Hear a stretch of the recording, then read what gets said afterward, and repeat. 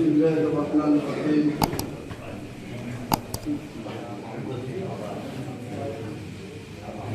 الحمد لله نحمده ونصلي على رسوله الكريم، أما بعد.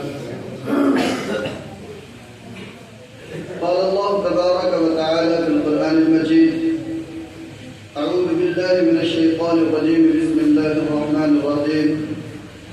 لقد جاءكم رسول من أنفسكم صدق الله العظيم.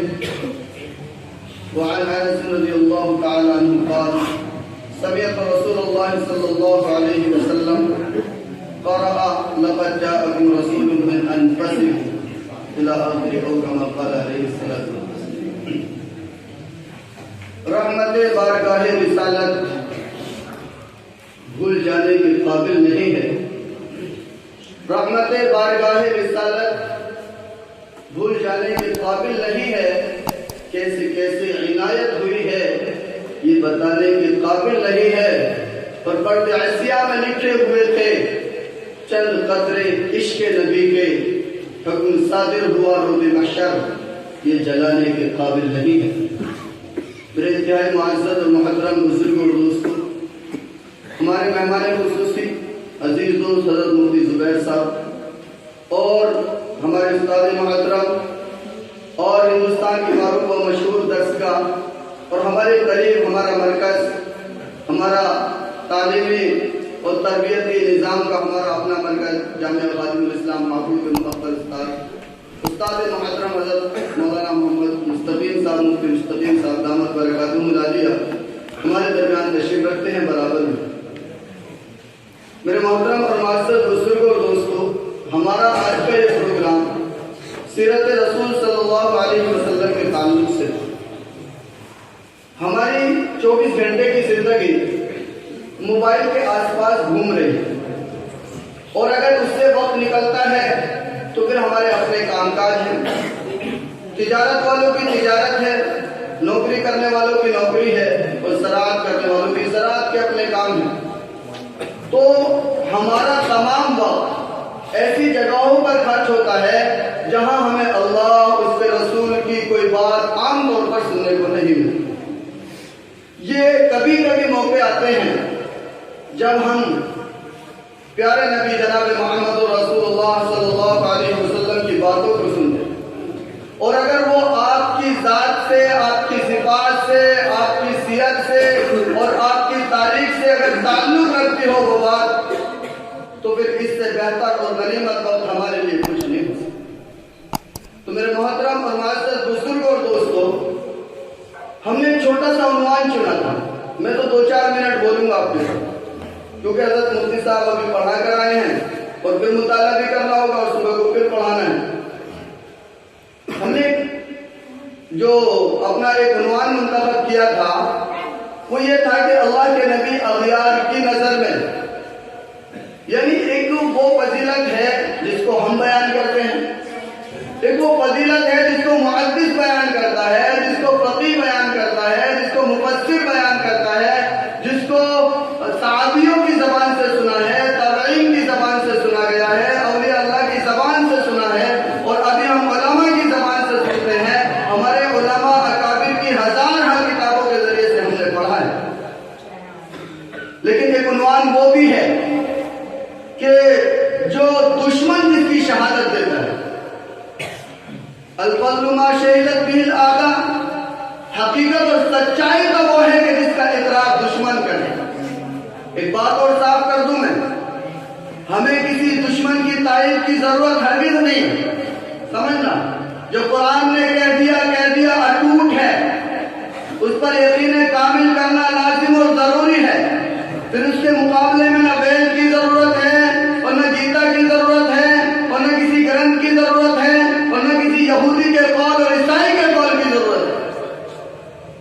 لیکن کسی تبلیغ کرنا اور تبلیغ کے پیرائے سے کسی بات کو سمجھانا، یہ اس میں ضرورت پڑتی ہے کہ ہم نہیں کہتے، ہمارا دشمن بھی ہماری حقیقت کا اعتراف کرتا. تو میرے محترم بزرگ اور دوستوں، اب تاریخ میں اپنے نوجوانوں کو ہمیشہ یہ بات کہتا ہوں، آپ انٹرنیٹ کی دنیا میں بدمست ہیں، اور اور انٹرنیٹ کا نشہ آپ کو شراب کے نشے سے زیادہ پیارا ہو گیا۔ انٹرنیٹ کھولیے اور پڑھیے ہمارے جناب محمد رسول اللہ ہمارے پیارے نبی کے بارے میں کس طرح کے دشمن اسلام نے بھی آپ کی عظمت کے ترانے گئے، اور اس میں ہندو بھی ہیں، اس میں سکھ بھی ہیں، اس میں عیسائی بھی ہیں، اس میں بہت سے کمیونسٹ بھی ہیں، اور اس میں یہودی بھی ہیں۔ تو اللہ کے رسول صلی اللہ علیہ وسلم کی عظمت کے ترانے گئے۔ آپ تاریخ اٹھائیں، ابھی مکے کا زمانہ ہے، نبی پاک علیہ السلام کے خلاف لوگ دشمن ہو گئے، لیکن اللہ کے نبی صلی اللہ علیہ وسلم مکے میں ہیں، اور آپ کا جینا تو اوپر کر دیا گیا ہے، یہاں تک کہ آپ کی قتل کی سازشیں رچی جانے لگی، لیکن وہ جو دشمن تھے، جو آپ کی جان کے پیاسے تھے، جو آپ کے خلاف سازش کر رہے تھے، ان کا حال یہ بتا رہا تھا، ان کا عمل یہ بتا رہا تھا کہ صادق بھی یہی ہے اور امین بھی یہی ہے اور سچا بھی یہی ہے۔ ایک موقع پر ابو جہل کے تعلق سے میں نے یہ پڑھا کہ اس نے اللہ کے نبی سے کہا کہ اللہ کے نبی ہم تمہیں جھوٹا نہیں کہتے، آپ تو سچے ہیں، آپ کی تعلیم کو جھٹلاتے ہیں۔ اور اللہ کے رسول نے جب اپنی ذات کو پیش کیا، لبثت فیکم عمرا هل وجدتمونی صادقا ام کاذبا، کہ میں نے تمہارے درمیان ایک لمبی زندگی گزاری ہے، اپنے ذات کو رکھا ہے، اور بتاؤ میں تمہارے نزدیک کیسا ہوں، میں سچا ہوں یا جھوٹا ہوں؟ تمام لوگوں نے کہا ہم نے آپ کو بار بار آزمایا ہے، آپ سچے ہیں، آپ صادق۔ نضر بن حارث کے تعلق سے آپ دیکھیں، چرچا ہوئی کہ محمد کی تعلیم کو کیسے روکا جائے، لوگ محمد کی باتیں نہ سنیں، کیسے روکا جائے۔ ایک بدھ جیوی آدمی کھڑے ہو گئے اور کہنے لگے کہ ہم یہ کہیں گے محمد جھوٹ بولتا ہے، ہم یہ کہیں گے۔ اور یہ نضر بن حارث وہ ہے جو اللہ کے رسول کے قتل کرنے والے 19 لوگوں میں اس کا بھی نام تھا، جو قتل کرنے کی سازش چل رہے تھے۔ تو ایک بدھ جیوی نے کیا کہا، ایک عقل مند نے کیا کہا، ہم لوگوں سے یہ کہیں گے محمد جھوٹ بولتا ہے۔ نضر بن حارث کہنے لگے تمہارے تو یہ جو سازش رچ رہے ہو نا، یہ جو تدبیر کر رہے ہو، جو حکمت اور عقل مندی کے تم جوہر دکھا دو، یہ تو ٹائٹل فش ہو گیا۔ کیوں بھائی؟ کہا سارا عرب جانتا ہے محمد سے سچائی کوئی نہیں، تم سازش رچ رہے ہو، جھوٹا بتا رہے ہو محمد کو۔ اب آ جائیے آپ، اگر ہم اس زمانے کے بعد سے نکلیں تو ایک عیسائی مورخ ہے، افریقہ کا ہے، باسوار قسم، ایک کتاب لکھتا ہے محمد اینڈ مانٹن، اور اس میں اس بات کا اعتراف کرتا ہے کہ جناب محمد رسول اللہ اپنی ابتدا سے انتہا تک، یعنی بعثت سے لے کر دارالبقاء تک سچے ہیں، آپ کی تعلیم سچی ہے۔ اور east and west of London اس کا مورخ یہ لکھتا ہے کہ تمام نبیوں اور بادشاہوں میں سب سے افضل ترین اور صادق اور سچا اور صحیح طریقے سے ایک حکومت کو حکومت کو نافذ کرنے والا اور اس کے نظام کو انصاف کے ساتھ چلانے والا اگر کوئی ہے تو وہ محمد ہے۔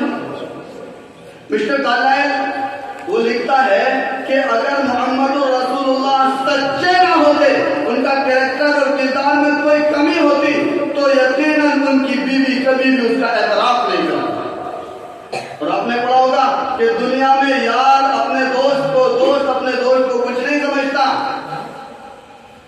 دوست اپنے دوست کو کچھ نہیں سمجھتا، لیکن دوست اگر سمجھ بھی لینا تو بیوی شوہر کو کچھ نہیں سمجھتی۔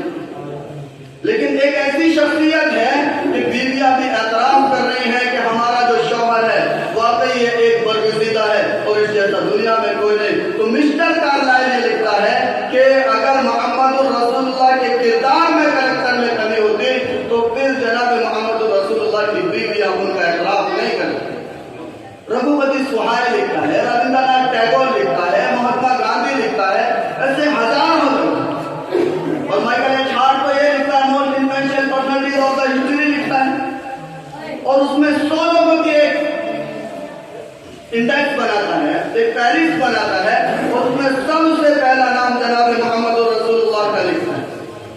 اور جناب محمد رسول اللہ کے بارے میں لکھنے سے پہلے وہ ایک عجیب بات لکھتا ہے کہ بہت سارے لوگوں کو یہ دقت اور پریشانی ہوگی کہ میں نے محمد رسول اللہ کا ان میں سب سے پہلا نام کیوں لکھا ہے، میں تو خود اس مذہب سے نہیں آتا، میں تو دوسرے مذہب سے آتا ہوں، لیکن محمد رسول اللہ کی حقیقت کا اعتراف کر رہا ہوں، اور دنیا میں جو سوچی میں نے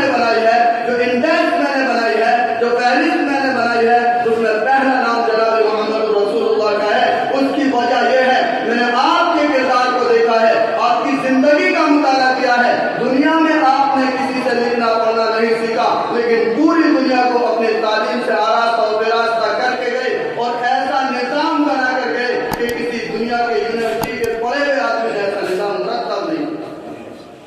میں کہا ایک ہارٹ لکھتا ہے بات۔ میرے محترم بزرگ اور دوست حضرت مفتی صاحب آنے والے ہیں، میرا بھی ایک طالب علم ہے، میں چاہتا ہوں کہ ہم تو روز بولتے رہتے ہیں، اس کی بھی ایک نظم آپ لوگوں کے سامنے آ جائے۔ تو میں یہ کہہ رہا تھا کہ بہت سارے لوگوں نے مسلمانوں کو بدنام کرنے کے لیے اللہ کے رسول کی تعلیم پر انگلیاں بھی اٹھائی، لیکن آج ہزارہ لوگوں کی کتابیں آپ اٹھا کر دیکھیں، ایک آدمی لکھتا ہے، وہ یہ لکھتا ہے کہ he was the only man in history who supermanly successful on both religious and secular، یعنی پوری دنیا میں، پوری تاریخ انسانیت میں اگر کوئی کامیاب ترین آدمی ہے اور سب سے اعلیٰ درجے کا کامیاب ترین آدمی ہے جو سیکولر بھی ہے اور اس کا مذہب بھی اعلیٰ و برپا ہے، تو وہ محمد رسول اللہ کی ذات ہے۔ یہ ہمارا دشمن اعتراف کرتا ہے، اور ہم کیا کہتے ہیں بھائی؟ محمد رسول اللہ کے روحانی بیٹے کیا کہتے ہیں؟ روحانی بیٹے یہ کہتے کہ جو اللہ کے نبی کی تاریخ کو بیان کر رہا ہے، ہم ان جیسے ان لوگوں کی بات کو مان کر اور انہی کے معاشرے اور سماج سے آنے والے گندوں لوگوں کو اپنا رول ماڈل بنائیں۔ میرے محترم بزرگوں دوستوں، یہ باتیں جو میں کر رہا ہوں، میں اس لیے کہہ رہا ہوں کہ آپ اپنی تعلیم کو مت چھوڑیے، آپ سیرت رسول سے ہاتھ مت چھڑائیے، ورنہ پوری دنیا اللہ کے رسول کی عظمت کی قسم کھاتی ہے، اور جن کو رسول اللہ ملے ہیں وہ دنیا کے قدموں کے پیچھے چلے گئے۔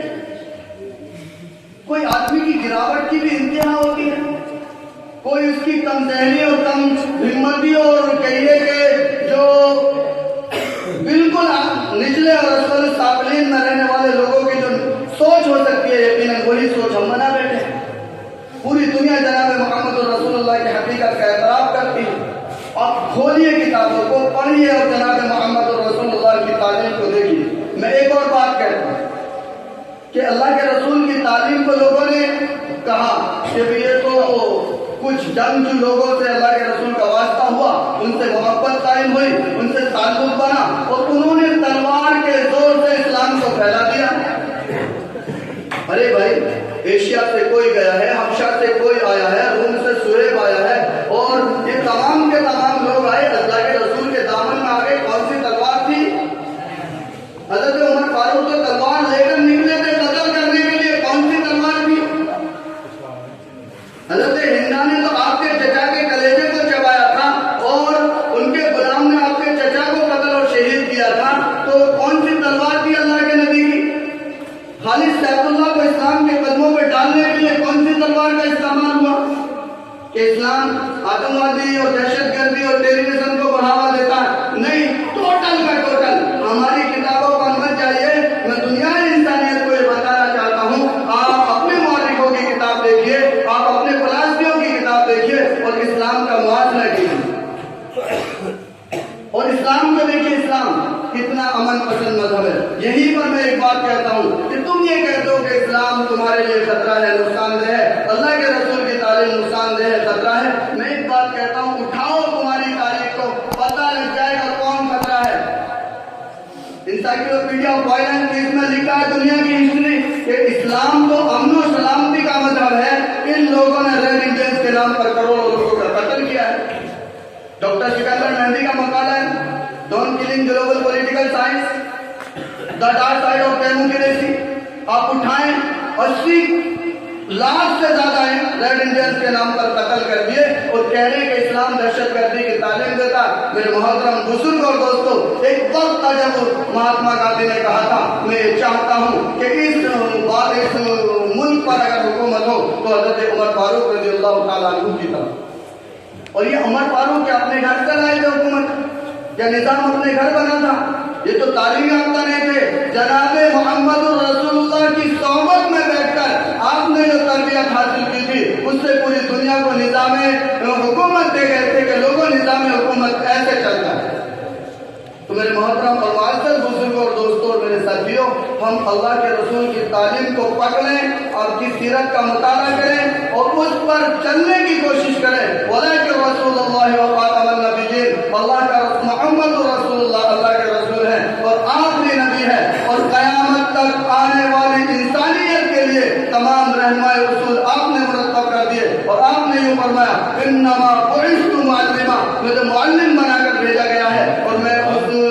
حدیث کا ترجمہ کرتا چلوں جو میں نے آپ کے سامنے پڑھی۔ اللہ کے رسول صلی اللہ علیہ وسلم نے ارشاد فرمایا، حضرت انس کہتے ہیں کہ میں نے اللہ کے نبی کو سنا، آپ نے پڑھا لقد جاءکم رسول من انفسکم، میں سب سے زیادہ پاکیزہ مقدس مطہر پیدا کیا گیا ہوں۔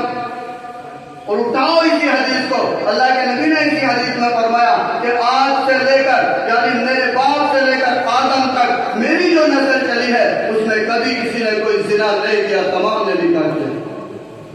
اتنے عمدہ، اتنے پاکیزہ، اتنے مقدس، اتنے اعلیٰ درجے کے انسان اور چھوڑ کر چلے گئے۔ اللہ سے دعا کریں اللہ کہنے سننے سے زیادہ عمل کی توفیق عطا فرمائے۔